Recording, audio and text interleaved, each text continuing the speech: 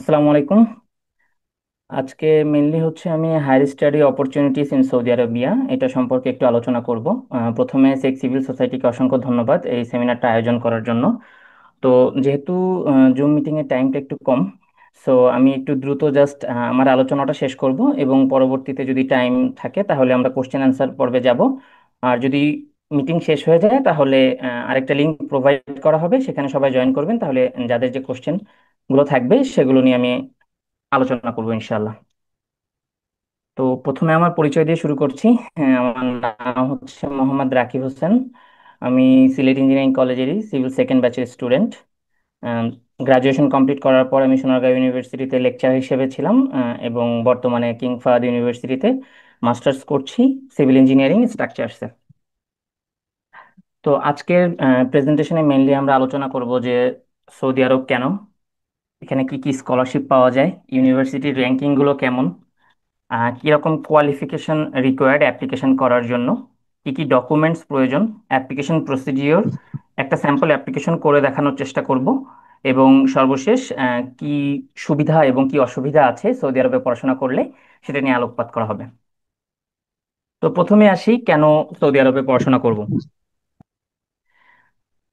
বাংলাদেশ থেকে সৌদি আরবের যে ইউনিভার্সিটিগুলো যে স্টেটে আছে, একটা হচ্ছে দাম্মাম, জেদ্দা, রিয়াদ, সবগুলোই মোটামুটি দেখা যাচ্ছে যে 6 থেকে 8 ঘন্টা এর ডিস্টেন্সেই অবস্থিত।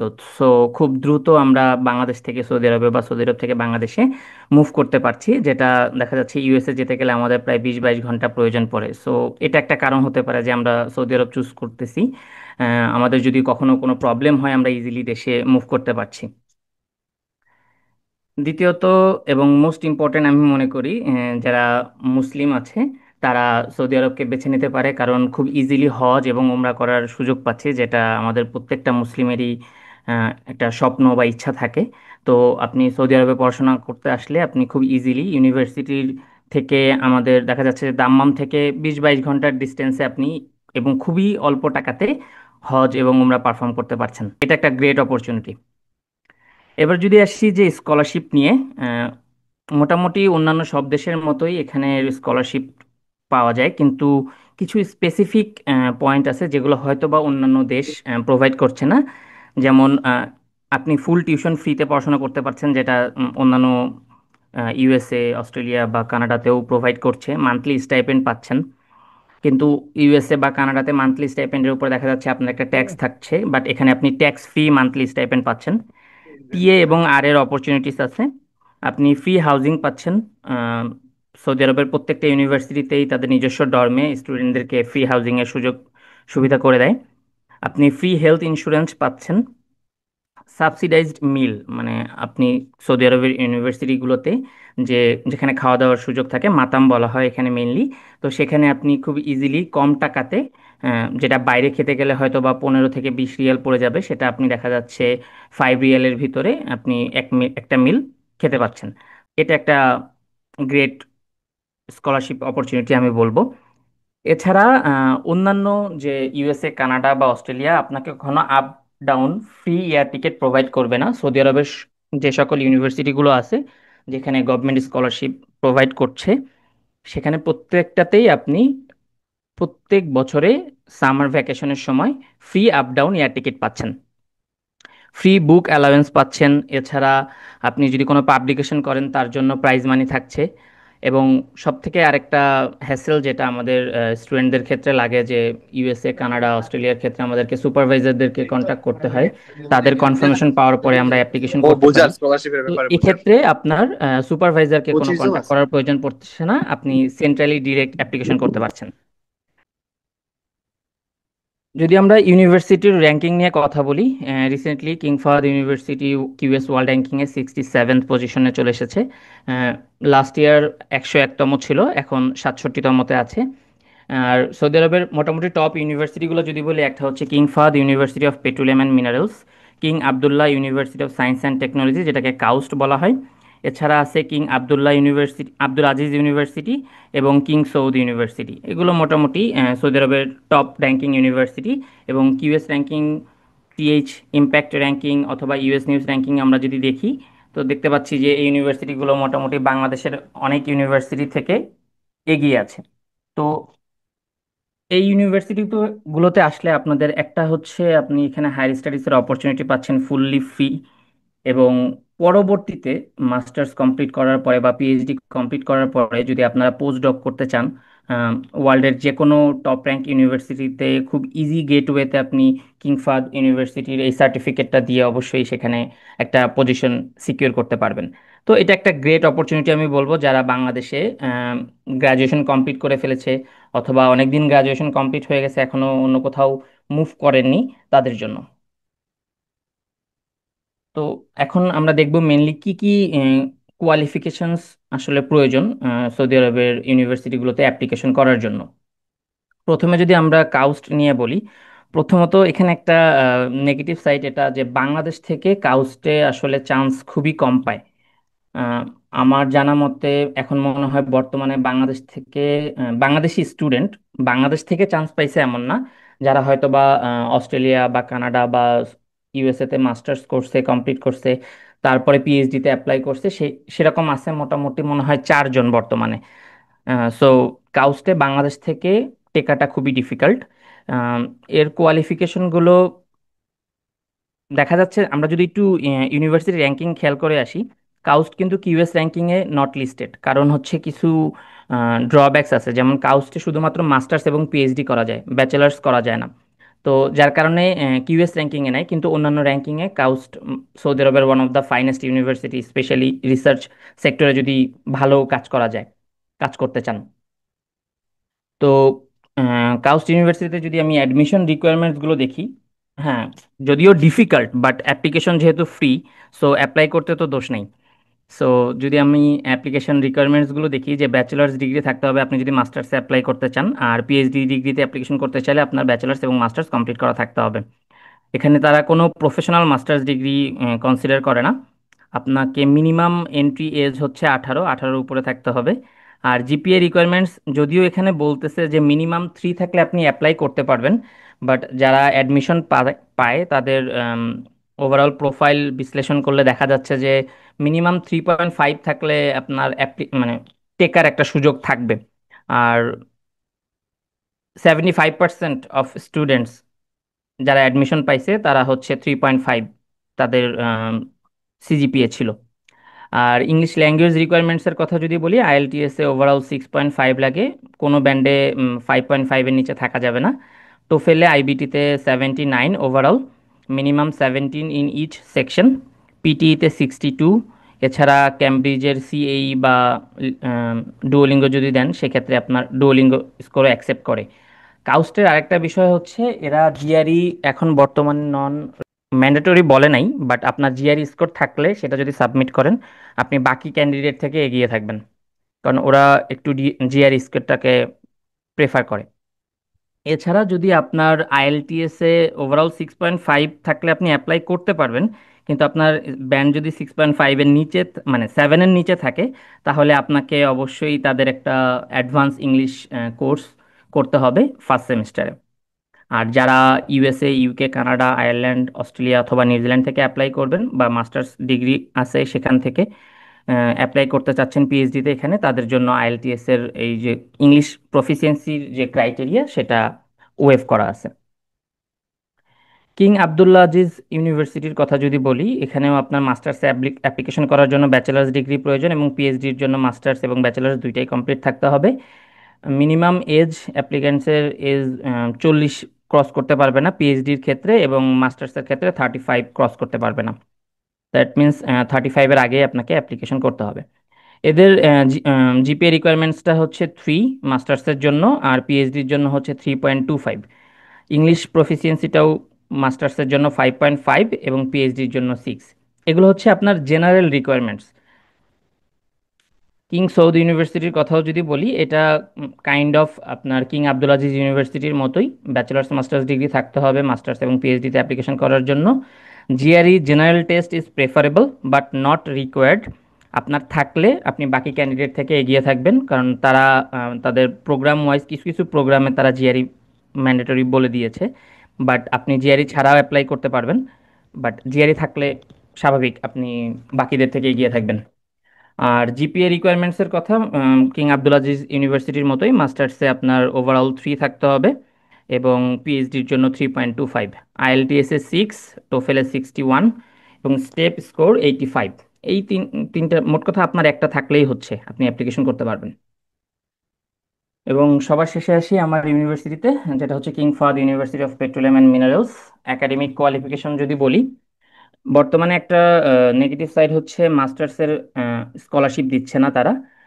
এই ইনটেকে শুধুমাত্র সৌদিয়ান এবং যাদের সৌদিতে ইকামা হোল্ডার যারা আছে তারা মাস্টার্সের জন্য অ্যাপ্লাই করতে পারছে।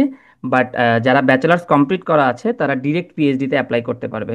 তো ইন্টারন্যাশনাল স্টুডেন্টদের জন্য তারা শুধুমাত্র ডিরেক্ট পিএইচডি এবং রেগুলার পিএইচডি, এই দুইটা সেকশন ওপেন রাখছে স্কলারশিপের জন্য। তো যারা ডিরেক্ট পিএইচডিতে অ্যাপ্লাই করতে চাচ্ছেন তারা শুধুমাত্র ব্যাচেলার্স ডিগ্রি দিয়েই অ্যাপ্লাই করতে পারবেন। আর যাদের ব্যাচেলার্স এবং মাস্টার্স দুইটাই কমপ্লিট করা আছে বাংলাদেশে, তারা রেগুলার পিএইচডিতে অ্যাপ্লাই করতে পারবেন। দুইটার ক্ষেত্রেই বেনিফিটসগুলো সেম। সো কোনো সমস্যা হবে না। আর মিনিমাম জিপিএ রিকোয়ারমেন্টস হচ্ছে 3, ওভারঅল 4, 4-এর ভিতরে মাস্টার্স এবং ব্যাচেলার্স বোথ ক্ষেত্রে। বাট যত আপনার সিজিপিএ ভালো থাকবে, স্বাভাবিক আপনার প্রোফাইল ইভ্যালুয়েশনে আপনার প্রোফাইল যত ভালো থাকবে আপনার স্কলারশিপ পাওয়ার অপরচুনিটি তত বেশি থাকবে। ডকুমেন্টসের ক্ষেত্রে আমি ডকুমেন্টস নিয়ে আলাদাভাবে আলোচনা করব, বাট তারপর এখানে বলি যে আপনার অবশ্যই অফিসিয়াল ট্রান্সক্রিপ্ট এবং ডিগ্রি সার্টিফিকেট থাকতে হবে, দুইটা লেটার অফ রেকমেন্ডেশন ম্যান্ডেটরি অ্যাপ্লিকেশনের জন্য। আর ইংলিশের ক্ষেত্রে আইএলটিএসে মিনিমাম 6.5 থাকতে হবে, ডুওলিঙ্গোতে মিনিমাম 120, এবং টোফেল আইবিটিতে 80 থাকতে হবে। আর ইউএস কানাডা বা ইউকে থেকে যদি কোনো ডিগ্রি থেকে থাকে তাহলে আপনার আইএলটিএস বা ইংলিশ প্রফিসিয়েন্সি প্রয়োজন নেই। এবার যদি আসি যে কি কি ডকুমেন্টস প্রয়োজন সেটা নিয়ে কথা বলতে, আপনার একটা ভ্যালিড পাসপোর্ট থাকতে হবে, যেটা মিনিমাম 1 বছর মেয়াদ আছে, এরকম একটা পাসপোর্ট থাকতে হবে। সিভি থাকতে হবে, একটা স্ট্যান্ডার্ড একাডেমিক প্রফেশনাল ব্যাকগ্রাউন্ডের সিভি। বাংলাদেশে যে জবের সিভি আপনারা দেন ছবি সহ, ওইভাবে না, একটা স্ট্যান্ডার্ড একাডেমিক সিভি আপনাদেরকে তৈরি করতে হবে। লেটার অফ রেকমেন্ডেশন লাগবে। এবারে অ্যাপ্লিকেশনের জন্য দুইটা লাগছে, বাট কিছু কিছু ইউনিভার্সিটিতে সৌদিতে 3টা লেটার অফ রেকমেন্ডেশনও প্রয়োজন হয়। স্টেটমেন্ট অফ পারপাস, আপনাকে অবশ্যই আপনার রিসার্চ ইন্টারেস্ট এবং গোল ক্লিয়ারলি হাইলাইট করতে হবে আপনার স্টেটমেন্ট অফ পারপাসে। আমি এটা নিয়ে একটু শেষে কথা বলবো, যে যেহেতু 31 জুলাই লাস্ট ডেট, তো আপনার এসওপিটা কীরকম হওয়া উচিত সেটা নিয়ে আমি শেষে একটু কথা বলবো। এছাড়া আপনার অবশ্যই ব্যাচেলার্স এবং মাস্টার্সের ট্রান্সক্রিপ্ট এবং সার্টিফিকেট প্রয়োজন অ্যাপ্লিকেশনের জন্য। আর ইংলিশ প্রফিসিয়েন্সির ক্ষেত্রে আপনি আইএলটিএস, টোফেল, পিটি বা ডুওলিঙ্গো যেটাই দেন না কেন, সেই স্কোরটা আপনাকে রিকোয়ারমেন্ট অনুযায়ী ফুলফিল থাকলে সাবমিট করতে হবে। গত ইনটেকেও আইএলটিএস স্কোর সাবমিট ছাড়াও অ্যাপ্লিকেশন তারা অ্যাকসেপ্ট করছে, বাট এবার হচ্ছে আপনার English proficiency test score submit করার পরেই তারা অ্যাপ্লিকেশনটা অ্যাপ্রুভ করছে। অ্যাপ্লিকেশন প্রসেসের কথা যদি বলি, এখানে মেইনলি হচ্ছে সৌদি আরবের প্রত্যেকটা ইউনিভার্সিটিতেই দুইটা ফেজ, একটা হচ্ছে আপনাকে অনলাইন অ্যাপ্লিকেশন করতে হবে, আর একটা হচ্ছে আপনি যদি অ্যাকসেপ্টেড হন তারপরে একটা ফেজ থাকে। তো ফার্স্ট ফেজ হচ্ছে আপনার অনলাইন অ্যাপ্লিকেশন, তো সেক্ষেত্রে আপনাকে অনলাইন অ্যাপ্লিকেশন করতে হবে। আপনার প্রোফাইল ভালো থাকলে, শর্টলিস্টেড যদি হন, কোনো কোনো ডিপার্টমেন্ট আপনাকে ইন্টারভিউতে ডাকতেও পারে, আবার নাও ডাকতে পারে, ডিরেক্ট অ্যাডমিশন পেয়ে যেতে পারেন। আবার কিছু কিছু, বিশেষ করে কিং ফাহাদের ক্ষেত্রে যদি বলি, সিভিল ডিপার্টমেন্টে ইন্টারভিউ হওয়ার চান্সটা কম থাকে। অন্যান্য ডিপার্টমেন্ট যেমন কনস্ট্রাকশন ইঞ্জিনিয়ারিং, ম্যানেজমেন্ট, মেকানিক্যাল, ট্রিপলি, এ সকল ডিপার্টমেন্টে ইন্টারভিউ হয়ে থাকে, কম্পিউটার সায়েন্স, এসব ডিপার্টমেন্টে ইন্টারভিউ হয়ে থাকে। আর ইন্টারভিউ হওয়ার পরে তারা মোটামুটি আপনাকে, যারা সিলেক্টেড হবেন তাদেরকে একটা ইমেল পাঠাবে যে আপনি কি আপনি স্কলারশিপ পেয়েছেন, আপনি কি অ্যাকসেপ্ট করছেন কিনা। তো আপনি যদি অ্যাকসেপ্ট করেন, ফিরতি একটা ইমেইলে অ্যাকসেপ্টেন্সের একটা কনফার্মেশন দিতে হবে। সেটা দিলে আপনার এই প্রথম ফেজটা কমপ্লিট হলো। সো আপনি অ্যাপ্লিকেশন, মোট কথা স্কলারশিপ পেয়ে গেছেন। এরপরে সেকেন্ড ফেজে যে তারা আপনাকে একটা ইলেকট্রনিক ভিসা অ্যাকসেপ্টেন্স ভিসা এবং আপনি যে ইউনিভার্সিটিতে চান্স পাইছেন সেটার একটা অ্যাকসেপ্টেন্স লেটার প্রোভাইড করবে ইউনিভার্সিটি থেকে। এবং তারপরে আপনাকে পুলিশ ক্লিয়ারেন্স সার্টিফিকেট, দেন আপনার সার্টিফিকেট এবং ট্রান্সক্রিপ্টগুলো অ্যাটেস্টেশন করতে হবে। সেই অ্যাটেস্টেশন প্রথমে আপনাকে আপনার ইউনিভার্সিটি থেকে, তারপরে হচ্ছে এডুকেশন মিনিস্ট্রি থেকে, তারপরে আপনার পররাষ্ট্র মন্ত্রণালয় থেকে অ্যাটেস্টেশন করতে হবে। পররাষ্ট্র মন্ত্রণালয়ের অ্যাটেস্টেশন কমপ্লিট হওয়ার পরে আপনাকে মোসাদাকা অ্যাটেস্টেশন বলে একটা বিষয় আছে। ইউএস এর ক্ষেত্রে যেরকম আমরা WES ইভালুয়েশন করি, সৌদি আরবে আপনি জব পারপাসে আসেন কিংবা হায়ার স্টাডিজ এর ক্ষেত্রে আসেন, আপনাকে মোসাদাকা অ্যাটেস্টেশন করতে হবে। এটা আমাদের ইনটেক থেকে মোটামুটি শুরু হয়েছে। আর তার পরবর্তীতে আপনাকে সৌদি এম্বাসিতে যে অ্যাটেস্টেশন করতে হবে। তো মোসাদাকা অ্যাটেস্টেশন কমপ্লিট না থাকলে সৌদি এম্বাসি সার্টিফিকেট অ্যাটেস্টেশন করে না। তো সৌদি এম্বাসি থেকে অ্যাটেস্টেশন হয়ে গেলে আপনি মেডিকেল টেস্ট দিবেন, তাসিরে অ্যাপয়েন্টমেন্ট নেবেন, নিয়ে আপনি যে আপনার সব ডকুমেন্টসগুলো সাবমিট করলে উইদিন 1 উইকস আপনার ভিসা স্ট্যাম্পিং হয়ে যাবে। এখন এটার ক্ষেত্রে একটা প্লাস পয়েন্ট হচ্ছে, আপনার যদি সব প্রসেস ঠিক থাকে, আপনার মেডিকেল টেস্ট ফিট, আপনার এম্বাসি পর্যন্ত অ্যাটেস্টেশন কমপ্লিট করা আছে, তাহলে তাসিরে মোটামুটি কোনো ধরনের কোনো সমস্যা হয় না। ডকুমেন্টসগুলো প্রপারলি সাবমিট করলে আপনার ভিসা স্ট্যাম্পিং নিয়ে কোনো দুশ্চিন্তা করতে হবে না, কারণ অলরেডি সৌদি আরবের ইউনিভার্সিটি থেকে আপনার নামে ভিসা অলরেডি অ্যাপ্রুভড হয়ে আছে। এরা শুধুমাত্র দেখবে বাংলাদেশের পার্সপেক্টিভ থেকে আপনার ডকুমেন্টসগুলো সব ঠিকঠাক আছে কিনা। তো ভিসা স্ট্যাম্পিং হয়ে গেলে আপনাকে ইউনিভার্সিটি থেকে একটা ডেট বলে দিবে যে এই ডেটের ভিতরে আপনাকে উপস্থিত থাকতে হবে। তো আপনি প্লেন টিকিট কাটবেন এবং সৌদি আরবে চলে আসবেন। এই হচ্ছে টোটাল অ্যাপ্লিকেশন প্রসিডিওর 2টা ফেজে। একটা ডেমো অ্যাপ্লিকেশন আমি করে দেখাতে চাই আপনাদেরকে। যদি আমার এই স্লাইডের এই লিঙ্কে আপনারা যান, তাহলে এখানে চলে আসবে। আমি কিংফা যেহেতু 31 জুলাই লাস্ট ডেট, তাই আমি হচ্ছে এটা একটু করে দেখাতে চাচ্ছি আপনাদেরকে। তো আমি একটা টেম্পোরারি ইমেল দিয়ে এখানে আপনাদেরকে মেনলি অ্যাপ্লিকেশনটা করে দেখাবো। তো এখানে আসলে দেখেন masters thesis based and PhD, end date হচ্ছে 31 জুলাই। এখানে আপনি অ্যাপ্লাই ক্লিক করলে এই ওয়েবসাইটে চলে আসবে। এখান থেকে আপনাকে হচ্ছে একটা অ্যাকাউন্ট ক্রিয়েট করে নিতে হবে। তো ক্রিয়েট অ্যাকাউন্ট করলে আপনাকে এখানে ইমেল এবং পাসওয়ার্ড এবং আপনার পার্সোনাল ডিটেলস দিয়ে সাবমিট করলে আপনার অ্যাকাউন্টটা ক্রিয়েট হয়ে যাবে।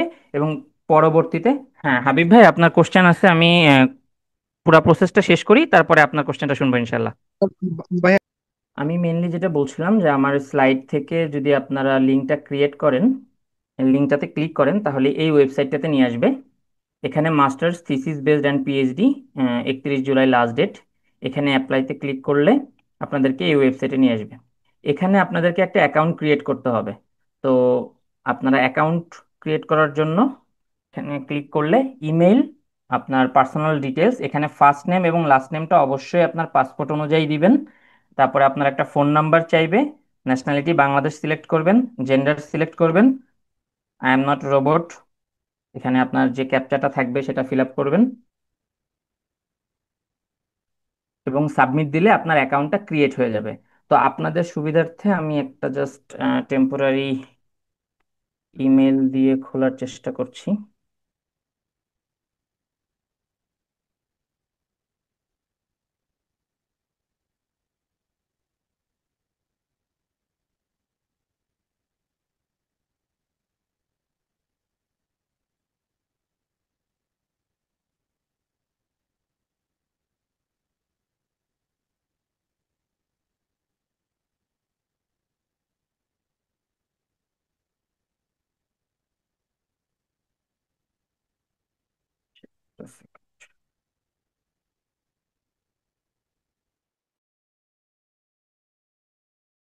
সির ক্যাম্পাস থেকে সেমিনারটা নিচ্ছি, তো যার কারণে এখানে আপনি বাইরের কোনো ওয়েবসাইট আর কি অ্যাক্সেস পাবেন না। তো আমি জাস্ট এখান থেকে একটা টেম্পোরারি ইমেল নিয়ে আমি যদি অ্যাকাউন্টটা ক্রিয়েট করি,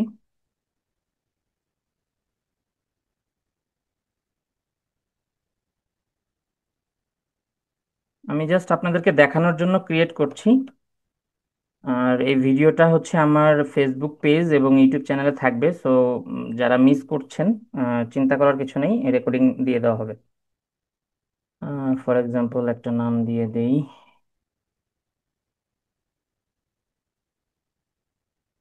এখান থেকে আপনি বাংলাদেশ সিলেক্ট করে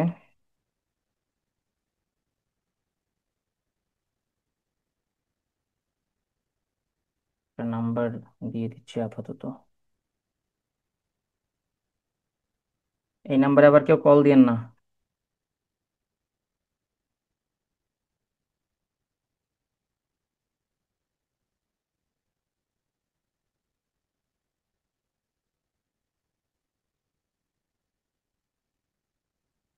তো সাবমিট করলে আপনাদের অ্যাকাউন্টটা ক্রিয়েট হয়ে যাবে, তারপরে ওই ইমেইল এবং পাসওয়ার্ড যেটা দিয়েছেন সেটা দিয়ে আপনাকে আবার লগ ইন করতে হবে।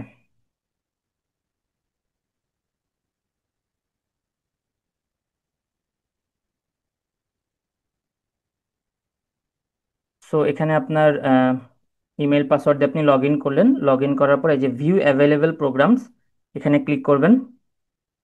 ক্লিক করলে এখানে দেখবেন তিনটা অপশন আছে। তো এখান থেকে masters and PhD for spring semester, এখানে এসে আপনাকে অ্যাপ্লাই বাটনে ক্লিক করতে হবে। এখানে আপনার ডিগ্রি এবং স্কলারশিপ সিলেকশনে প্রথমে আপনাকে ডিগ্রিটা সিলেক্ট করতে হবে যে আপনি কিসের জন্য অ্যাপ্লাই করছেন। বাট যদি কেউ এখানে মাস্টার্স আপনারা সিলেক্ট করেন, পরবর্তীতে 7 কন্টিনিউ দিয়ে পরের স্টেজে গেলে দেখবেন যে আপনি আইডেন্টিফিকেশন নাম্বারে আপনার পাসপোর্ট অপশন শো করছে না। এটা শুধুমাত্র হচ্ছে যাদের ইকামা আছে, ওখানে এনআইডি নাম্বার বলবে বা ইকামা বলবে। তো যাদের ইকামা আছে তারা শুধুমাত্র অ্যাপ্লাই করতে পারবে। সো বাংলাদেশ থেকে আপনারা যারা অ্যাপ্লাই করবেন তাদেরকে হয় রেগুলার পিএইচডি অথবা ডিরেক্ট পিএইচডি, এই দুইটার যে কোনো একটা অপশন সিলেক্ট করতে হবে। যদি আপনার মাস্টার্স কমপ্লিট করা থাকে তাহলে আমি বলবো রেগুলার পিএইচডিতে অ্যাপ্লিকেশন করার জন্য। আর যদি ব্যাচেলার্স ডিগ্রি থাকে তাহলে ডিরেক্ট পিএইচডিতে অ্যাপ্লিকেশন করবেন। তো আমি এখানে ডিরেক্ট পিএইচডি সিলেক্ট করলাম। আর স্কলারশিপ অপশনে সিলেক্ট করলে এখানে অনেকগুলো স্কলারশিপের কথা বলবে। বাট আপনি ইন্টারন্যাশনাল স্কলারশিপ, ইন্টারন্যাশনাল স্কলারশিপ দুইটা আছে, একটা কন্টিনিউইং, কন্টিনিউইং হচ্ছে যারা এখানে মাস্টার্স কমপ্লিট করে ফেলছে পিএইচডিতে কন্টিনিউ করতে চায় তাদের জন্য এটা। আর অ্যাজ এ ফ্রেশ আপনি ফার্স্ট টাইম কিংফারে অ্যাপ্লাই করছেন, সেক্ষেত্রে আপনাকে ইন্টারন্যাশনাল স্কলারশিপটা সিলেক্ট করতে হবে। তো সিলেক্ট করলে দেখেন এখানে এলিজিবিলিটির কথা বলে দিচ্ছে, non Saudi applicants residing outside Saudi Arabia with excellent academic records, এবং ফান্ডিং থাকবে হচ্ছে full coverage of tuition, stipend থাকবে, ভিসা সাপোর্ট থাকবে এবং টেক্সট বুকস। দিয়ে আপনি সেভ অ্যান্ড কন্টিনিউতে ক্লিক করবেন। তারপর এখান থেকে আপনাকে মেজর সিলেক্ট করতে হবে আপনি কোন সাবজেক্টে অ্যাপ্লাই করতে চাচ্ছেন। তো আমি এখানে সিভিল ইঞ্জিনিয়ারিং সিলেক্ট করে দিলাম। তারপরে কনসেন্ট্রেশন, কোন সেক্টরে আপনি অ্যাপ্লাই করতে চাচ্ছেন, জিওটেক, স্ট্রাকচার, ট্রান্সপোর্টেশন নাকি ওয়াটার। যদি অন্য সাবজেক্ট আপনি সিলেক্ট করেন, ফর এক্সাম্পল কম্পিউটার ইঞ্জিনিয়ারিং, তাহলে কম্পিউটার আর্কিটেকচারে করবেন নাকি নেটওয়ার্কে করবেন, সিস্টেমে করবেন নাকি ডিজিটাল সিস্টেম, সেগুলো আপনাকে সিলেক্ট করতে হবে। তো আমি এখান থেকে সিভিল ইঞ্জিনিয়ারিং সিলেক্ট করে স্ট্রাকচার সিলেক্ট করে সেভেন অ্যান্ড কন্টিনিউতে ক্লিক করলাম। এখানে আপনার মোটামুটি জেনারেল যে ইনফরমেশনগুলো, আপনার first name last name according to year passport সেটা থাকবে। জেন্ডার সিলেক্ট হয়ে আছে already.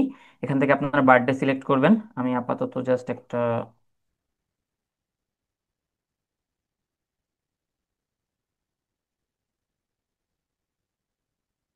Then country of birth Bangladesh, native language দেখবেন এখানে অ্যারাবিক, ইংলিশ অথবা আদার আছে, আদারে ক্লিক করবেন। এখানে বলতেছে যে যদি is your mother Saudi, that means আপনার মাদার ল্যাঙ্গুয়েজ যদি সৌদি হয় তাহলে আপনি এটা সিলেক্ট করবেন, আদারওয়াইজ এটা সিলেক্ট করার দরকার নেই। দেন যদি আপনি মাস্টার সিলেক্ট করতেন, এখানে এই যে আইডেন্টিফিকেশন টাইপ এটা সিলেক্ট করলে দেখেন এখন আমাদের পাসপোর্ট আসতেছে। বাট তখন মাস্টার সিলেক্ট করলে এখানে আসতো এনআইডি, ইকামা অথবা সৌদি পাসপোর্ট এরকম। সো আপনি এখান থেকে পাসপোর্ট অপশন সিলেক্ট করে আপনার পাসপোর্ট নাম্বারটা দিয়ে দিবেন। আমি এখানে একটা জাস্ট র্যান্ডম পাসপোর্ট নাম্বার দিয়ে দিচ্ছি। দেন আপনার পাসপোর্টের ডেট অফ ইস্যু, মিনিমাম আপনার 1 বছর থাকতে হবে সেটা দেখে, এবং এক্সপায়ারি ডেট যেটা সেটা আপনি সিলেক্ট করে দিবেন। আমি এটা একটু পরে দিয়ে দিই। এটা আমি সিলেক্ট করে দিলাম। দেন আপনার এখানে ইমেল আছে, মোবাইল নাম্বার থাকলো, এখানে আপনার অ্যাড্রেসটা দিয়ে দিবেন। ফর এক্সাম্পল আমি এখানে দিয়ে দিচ্ছি, একটা দিয়ে দিচ্ছি আর কি অ্যাড্রেস, সিটি ঢাকা, রিজিয়ন ধরেন খিলগাঁও।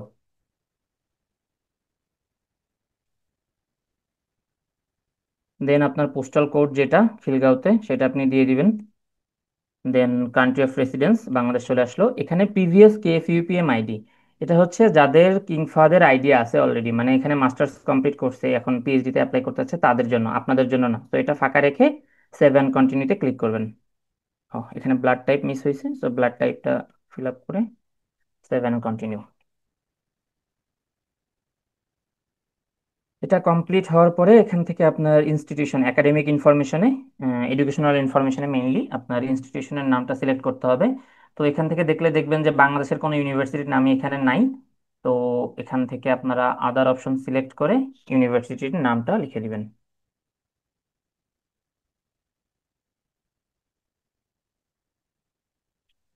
দেন কান্ট্রি বাংলাদেশ, সিটি সিলেট, আপনার জিপিএ স্কেলটা 4 এবং আপনার জিপিএ যত সেটা আপনি লিখে দিবেন।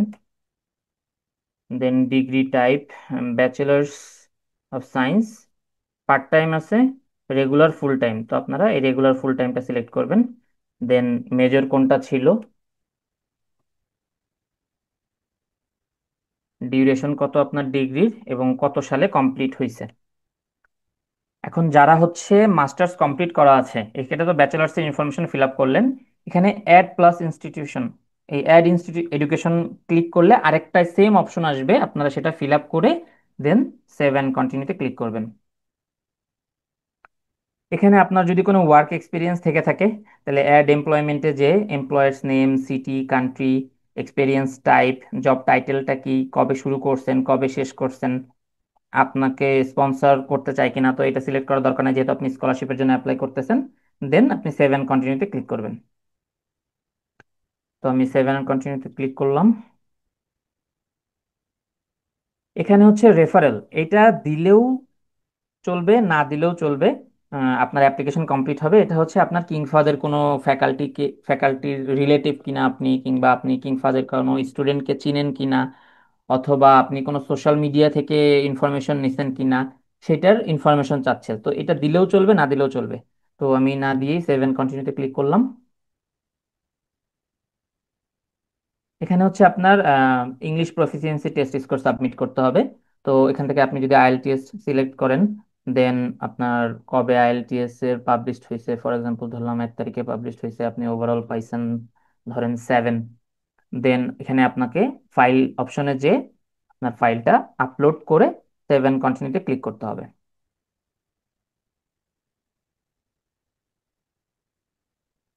এবার আসতেছে ডকুমেন্টস, আপনাকে অবশ্যই এখানে এই যে 4টা ডকুমেন্টস ম্যান্ডেটরি সেগুলো সাবমিট করতে হবে। একটা হচ্ছে CV, statement of purpose, identification এবং হচ্ছে ব্যাচেলার্সের ট্রান্সক্রিপ্ট, এই 4টা সাবমিট করে দেন আপনাকে সেভেন কন্টিনিউতে ক্লিক করতে হবে। তো আপাতত আমি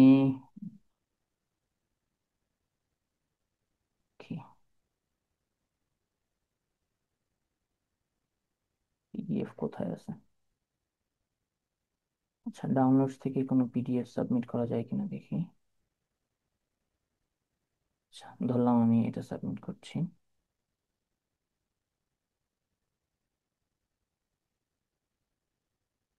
জাস্ট আপনাদেরকে দেখানোর জন্য এখানে দিচ্ছি, আর না দিলে সামনে যেতে পারবেন না।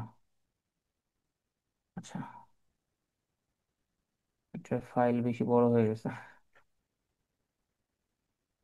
এটা দিলাম এবং বিএস ট্রান্সক্রিপ্ট দিলাম, দিয়ে আপনি সেভ অ্যান্ড কন্টিনিউতে ক্লিক করবেন।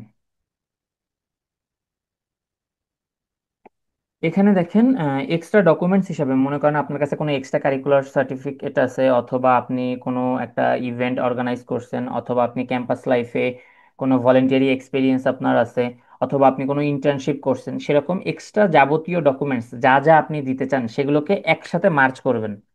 ফর এক্সাম্পল আপনার 2-3টা এক্সট্রা কারিকুলার অ্যাক্টিভিটিসের সার্টিফিকেট আপনার কাছে আছে, সো আপনার যা যা আছে সবগুলো একসাথে একটা পিডিএফ করে 2 MB মেবি ম্যাক্সিমাম, তার কম রেখে আপনি হচ্ছে এই যে মিসেলেনিয়াস যে অপশনটা এখানে সিলেক্ট করে আপনি সেটা সাবমিট করবেন। আর আপনার যদি অলরেডি বিএস এর ডিগ্রি সার্টিফিকেট হাতে চলে আসে তাহলে অবশ্যই এখানে সাবমিট করে দিবেন। যদি পাবলিশ না হয় তাও আপনি অ্যাপ্লিকেশন কমপ্লিট করতে পারবেন। সেক্ষেত্রে যখন আপনি ক্যাম্পাসে চলে আসবেন তখন কিন্তু অবশ্যই আপনাকে অরিজিনাল সার্টিফিকেট শো করতে হবে, এবং এখানে আপলোড করার পরেও আপনাকে এখানে আসার সময় অবশ্যই সব অরিজিনাল সার্টিফিকেটগুলো সাথে করে নিয়ে আসতে হবে। দেন সেভ অ্যান্ড কন্টিনিউতে ক্লিক করবেন। এগুলো ম্যান্ডেটরি না, একটু আগে যে 2টা ডকুমেন্টসের কথা বললাম এগুলো ম্যান্ডেটরি না, বাট এগুলো আপনি দিলে আপনার প্রোফাইল আরো পরিপূর্ণ থাকলো। এরপর আসতেছে রেকমেন্ডার্স, এখানে আপনাকে 2জন রেকমেন্ডারের তাদের নাম, ফার্স্ট নেম, লাস্ট নেম এবং ইমেল, এই অপশনগুলো দিয়ে আপনাকে সেভ অ্যান্ড কন্টিনিউতে ক্লিক করতে হবে। তো আমি আপাতত জাস্ট। আচ্ছা ভাইয়া, আমাদের আর 1 মিনিটেরও কম সময় আছে।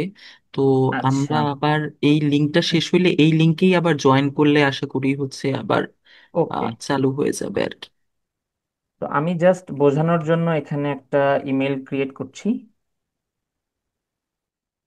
দিয়ে আপনি যদি 7 কন্টিনিউ দেন, তাহলে রেকমেন্ডারদের কাছে একটা ইমেল চলে যাবে।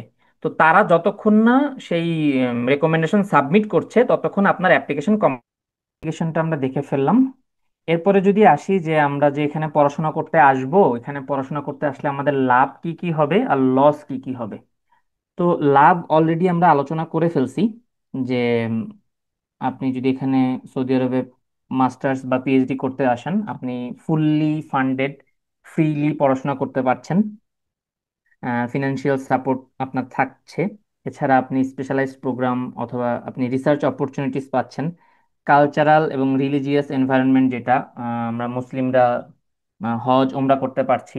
এছাড়া এখানের এনভায়রনমেন্টটাও ঝামেলা কম অন্যান্য দেশের তুলনায়। ফর এক্সাম্পল ইউএস বা ইউরোপের কিছু কিছু দেশে আমাদের রেসিজমের শিকার হতে হয়, তো এখানে সেরকম কোনো ধরনের কোনো সমস্যা নাই। তো এটা একটা প্লাস পয়েন্ট। এছাড়া পরবর্তীতে যদি আপনারা আহ, যারা মাস্টার্স করতে আসবেন, তারা পিএইচডিতে, অথবা যারা পিএইচডি করতে আসছেন, পোস্ট ডক করতে যেতে চান, তো ইজিলি আপনি কিং ফাহাদ ইউনিভার্সিটি সার্টিফিকেটটা অবশ্যই আপনাকে বাংলাদেশের ইউনিভার্সিটিগুলো থেকে একটু হলেও এগিয়ে রাখবে। তবে শুধুমাত্র সার্টিফিকেটের উপর ডিপেন্ড করে আপনি বাইরে যেতে পারবেন না, আপনাকে সেভাবে নিজেকে প্রস্তুত করতে হবে, প্রোফাইলটাকে ভারী করতে হবে। আপনার প্রোফাইল, ওভারঅল প্রোফাইল যত ভালো হবে, আপনার যে কোনো জায়গায় অপরচুনিটিস পাওয়ার সুযোগ সুবিধাটা তত বেশি থাকবে। আর নেগেটিভ সাইড যদি বলি, যে যাদের চিন্তা ভাবনা থাকে যে আমি বাইরে সেটেল হব, সেক্ষেত্রে সৌদি আরব না, সৌদি আরব আপনাকে কখনোই পিআর দিবে না। আপনি যদি এখানে পড়াশোনা করার পরে উম, চান যে আমি জব করব, সেটাও খুব বেশি অ্যাভেলেবল না। জব আপনাকে নিজের ম্যানেজ করে নিতে হবে। আপনি এটা এক্সপেক্ট করতে পারবেন না যে আপনি কিং ফাহাদ বলেন, কিং সৌদ বলেন, কিং আব্দুল আজিজ বলেন, এখানে মাস্টার্স পিএইচডি কমপ্লিট করে এখানে ফ্যাকাল্টি হয়ে যাবেন, সেটা পসিবল না।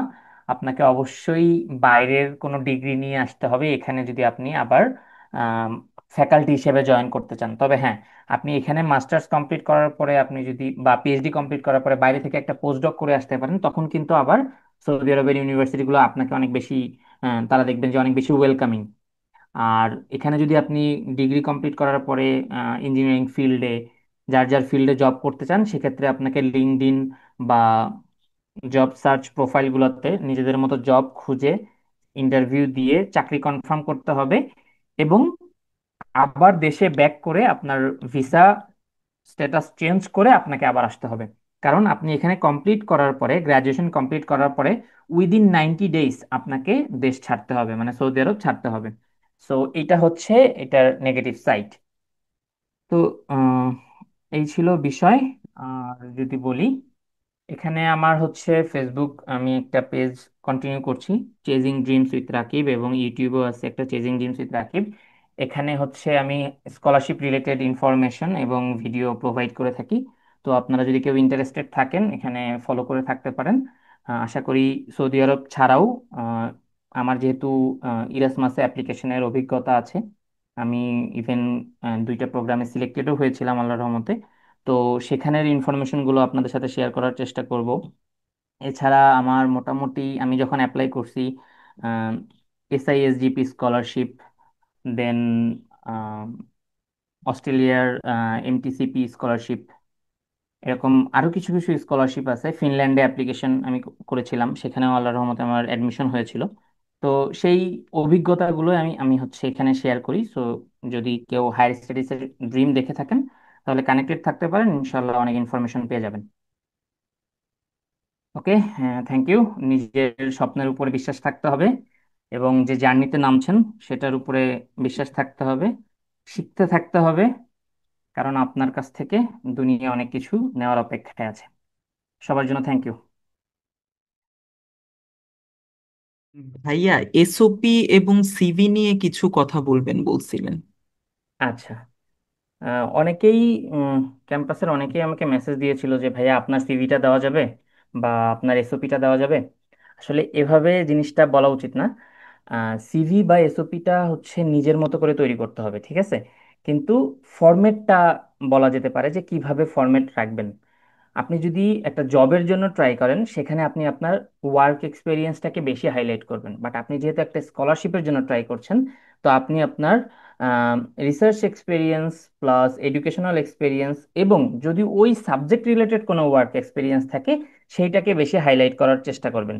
এছাড়া সিভি, আপনার নর্মাল যে স্ট্যান্ডার্ড সিভি, আপনি ইউরোপা সিভিও সাবমিট করতে পারেন চাইলে, অথবা নর্মাল ইউএসএ স্টাইলে বা কানাডা স্টাইলে যে সিভি আমরা নর্মাল অনলাইনে পেয়ে থাকি, সেখান থেকে যে কোনো একটা ফরম্যাট ফলো করে আপনি তৈরি করতে পারেন। বাট মেইনলি যে জিনিসগুলো দেখতে হবে যে আপনি আপনার ইনফরমেশনগুলো প্রপার ওয়েতে, অর্গানাইজড ওয়েতে লিখে সাবমিট করতে পারছেন কিনা।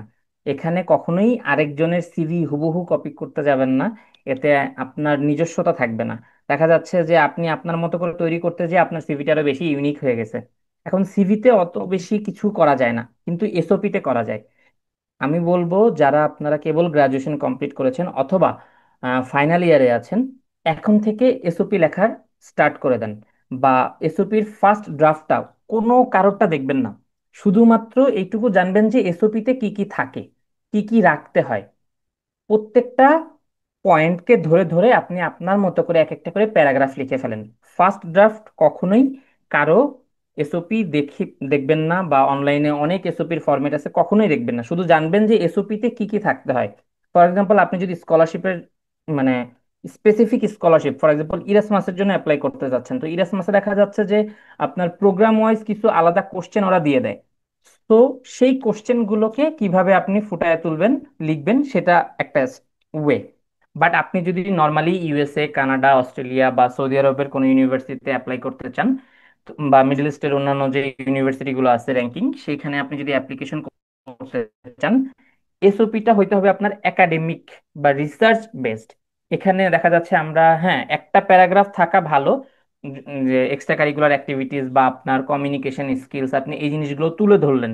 কিন্তু যখন আপনি, ফর এক্সাম্পল আমি কিং ফাদার কথা যদি বলি, আমার সময় আমাকে এক সিনিয়র বলছিল যে ওয়ান পেজ এসওপি লিখতে হবে। এখন ওয়ান পেজের ভিতরে আপনি আপনার এডুকেশনাল ইনফরমেশন, আপনার রিসার্চ এক্সপিরিয়েন্স, আপনার কোনো ওয়ার্ক এক্সপিরিয়েন্স থাকলে সেটা, আপনার এক্সট্রা কারিকুলার অ্যাক্টিভিটিস, আপনার কোনো ইন্টার্নশিপ, আবার আপনি বলবেন কেন আপনি এই ইউনিভার্সিটিতে আসতে চাচ্ছেন, আবার হচ্ছে আপনি কেন মাস্টার্স করতে চাচ্ছেন বা পিএইচডি করতে চাচ্ছেন। এই যাবতীয় ইনফরমেশনগুলোকে এক পেজে আটানোটা তখন ডিফিকাল্ট হয়ে যায়। ম্যাক্সিমাম এসওপি স্ট্যান্ডার্ড হচ্ছে 2 পেজ হলে আপনি এই সব ইনফরমেশনগুলোকে সুন্দরভাবে লিখতে পারবেন।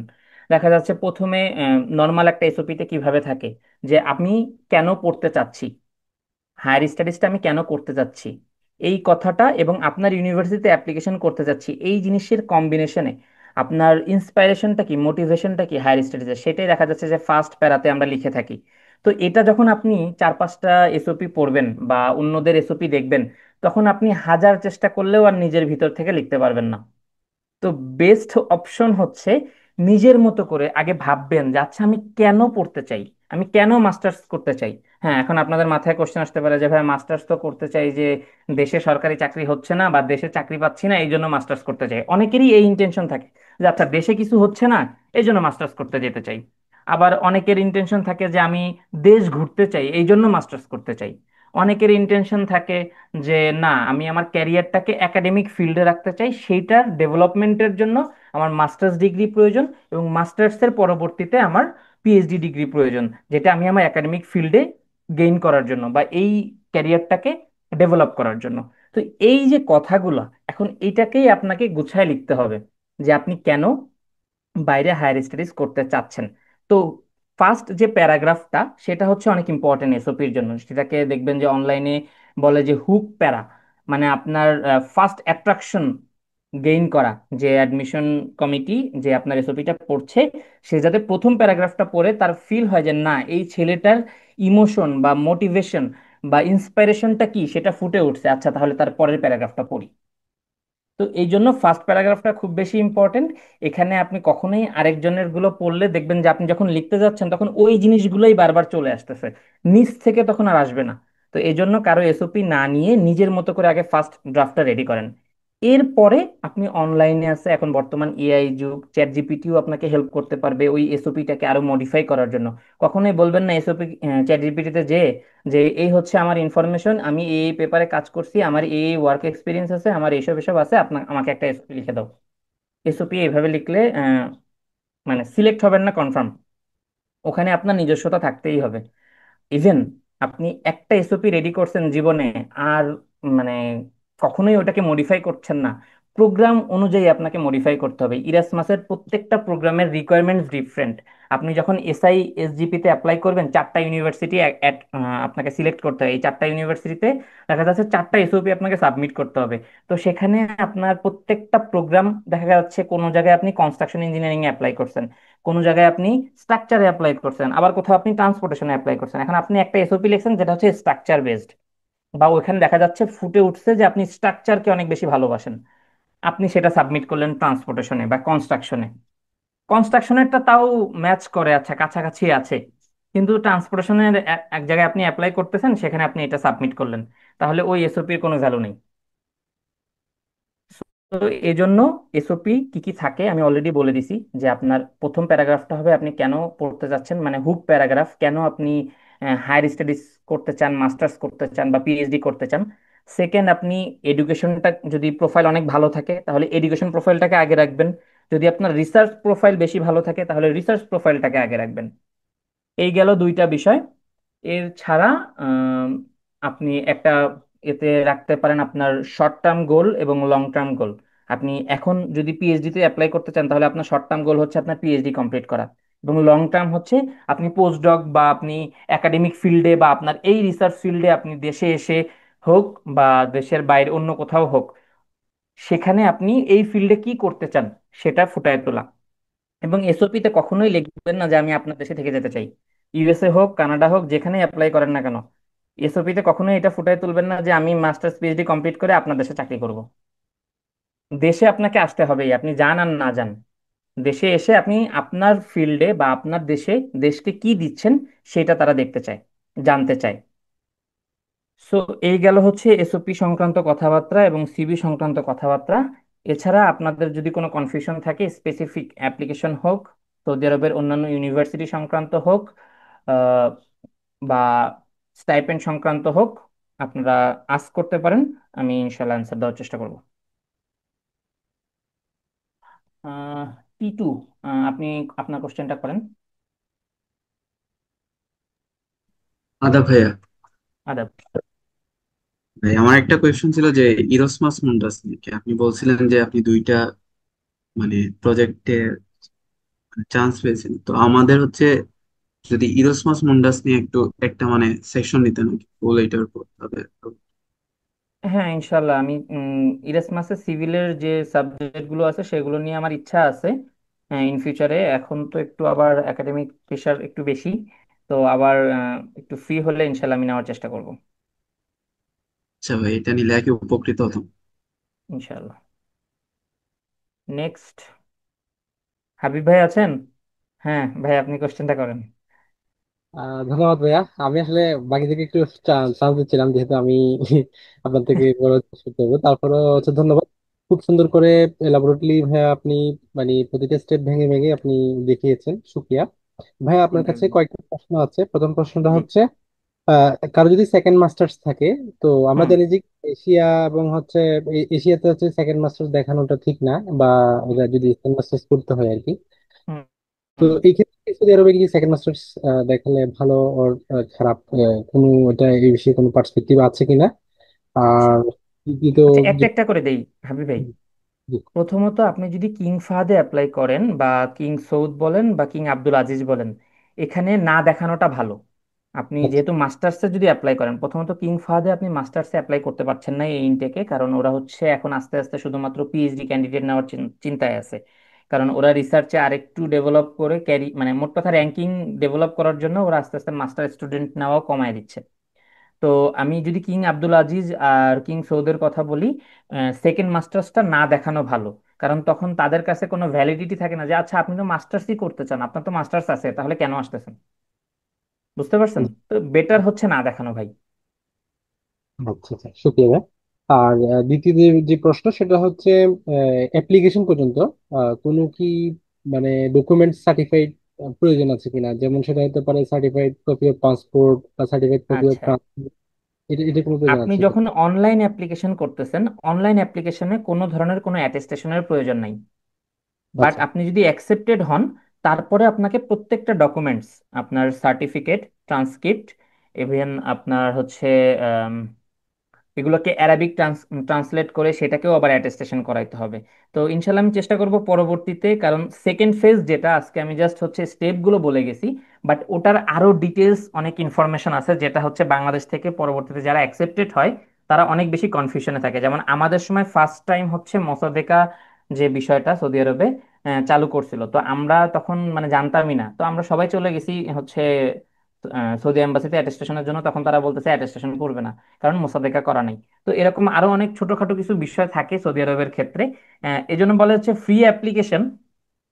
ইনিশিয়াল পর্যায়ে হচ্ছে আপনার কোনো ধরনের কোনো টাকা পয়সা নাই, কিন্তু অ্যাকসেপ্ট হওয়ার পরে কিছু টাকা পয়সা খরচ হয়। তবে সমস্যা নেই, সেই টাকা পয়সা আবার রিলোকেশন ফি হিসেবে আপনি যখন সৌদি আরবে চলে আসবেন সেটা পেয়ে যাবেন। আচ্ছা, আমার এই আলোচনার ভিতরে আরেকটা জিনিস মিস হয়েছে, বা অনেকেই আমাকে জিজ্ঞেস করছিল যে ভাইয়া মান্থলি স্টাইপেন্ডটা কতটুকু, মানে কত পর্যন্ত পাওয়া যায়। সো কিং আব্দুল আজিজ বা কিং সৌদের কথা যদি বলি, সেখানে দেখা যাচ্ছে যে আপনার গভর্নমেন্ট স্টাইপেন্ড হচ্ছে 1000, সেটা কেটে হচ্ছে আপনার 890 আসে। আর বাকি আপনি যদি আরএ বা টিএ পান, সেই হিসাবে আপনারা তখন ওভারঅল একটা পাবেন। তো আমি কিং ফাহাদের কথা বলতে পারবো, কিং ফাহাদে যদি আপনি আরএ বা টিএ শিপ পান, অথবা এখনো পর্যন্ত যারা আরএ বা টিএ পায় নাই, তারাও 2500 করে প্রতি মাসে পাচ্ছে। তো 890 হচ্ছে গভর্নমেন্ট স্কলারশিপ, আর 1610 হচ্ছে আপনার টিএশিপ বা আরএশিপের জন্য। সো এটা সামার ভ্যাকেশনের পরে কন্টিনিউ থাকবে কি থাকবে না সেটা কনফার্ম দিয়ে বলা যাচ্ছে না। সো এজন্য মানে এই বিষয়টা একটু সবাই ক্লিয়ার থাকলে ভালো, যে আপনি আরএ বা টিএশিপ পাইলে অবশ্যই আপনি 2500 করে পাচ্ছেন। আর পিএইচডির ক্ষেত্রে হয়ে যাচ্ছে 5000। কিংস মানে কিং ফাহাদে আপনি পিএইচডি তে যদি আর এবার টিএশিপ পান, অথবা পিএইচডি তে যারা আসে তাদের সবাইকে আসলে দিয়ে দেয়। সো আপনি 5000 হচ্ছে মান্থলি স্টাইপেন্ড পাবেন, বছরে সেটা 50,000 রিয়াল। বুঝলেন? ধন্যবাদ।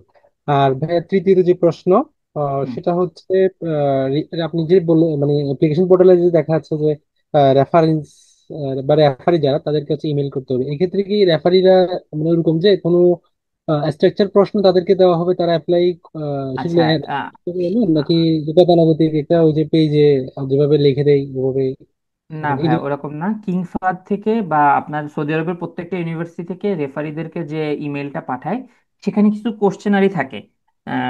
আমি কিং ফাহাদেরটা বলতে পারবো, কারণ হচ্ছে আমার একজন রেফারি আমাকে বলছিল যে এরকম এরকম কিছু কোশ্চেন ছিল।